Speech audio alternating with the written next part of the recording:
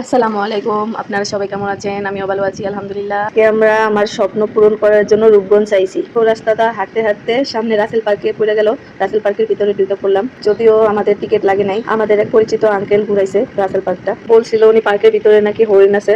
হুইনা তো আমার মেয়ে দিছে একদম। ছোটবেলায় ছিলাম, পশু পাখি আছে কিছু, পশু আছে কিছু।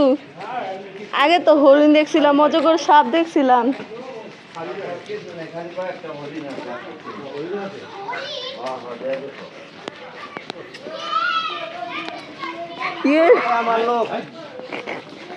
আমার লোক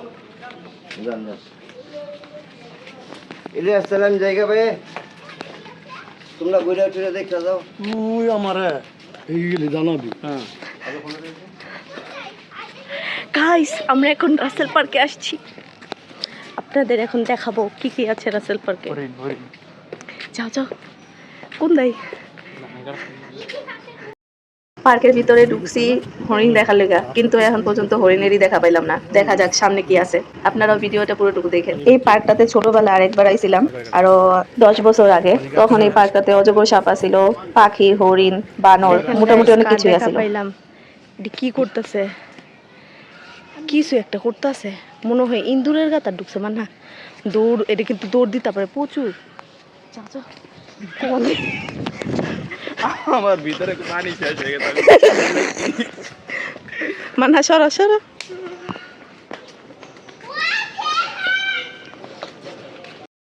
যদিও খাঁচার ভিতরে কোনো পশুর দেখা না পেলেও দুইটা পশুর দেখা পাইছি, দুটোটা একই জাতেরই।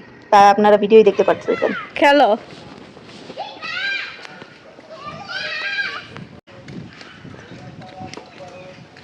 এই স্থানটি জায়গার মালিক। খালি সামনে দেখলাম দুই জায়গায় দুইটা জোড়া জোড়া পাখি বইসা রয়েছে। আর এই যে পুকুরের সামনেই পার্কের মালিকের কবর দেখা যাইতেছে, সাথে ওনার ভাইদেরও কবর আছে।